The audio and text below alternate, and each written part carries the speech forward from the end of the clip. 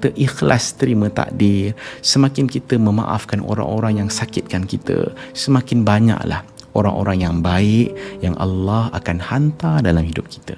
Semakin banyaklah rezeki yang tak disangka-sangka yang Allah akan hadirkan dalam hidup kita. Tahu tak kenapa hati kita ni susah nak redha? Sebab kita ni ada pride. Kita nak takdir hidup ni sebiji macam mana yang kita nak. Kita ni lahir dengan kehendak Allah, mati nanti pun dengan kehendak Allah. Tapi kita nak isi kehidupan kita ni ikut kehendak kita. Kita ni sibuk sangat dengan perasaan kita, sibuk sangat dengan emosi kita. Kita lebih utamakan apa yang kita nak sampai kita belakangkan apa yang Allah nak. Kita ni nak sempurnakan kehendak kita je. Kita ni nak sempurnakan nafsu kita je. Dunia ni bukan macam ni. Ini pun bukan tempat kita. Dunia ini tentang sempurnakan hak Allah. Akhirat nanti Allah pula akan sempurnakan hak kita. Berapa lama kita kena sempurnakan hak Allah?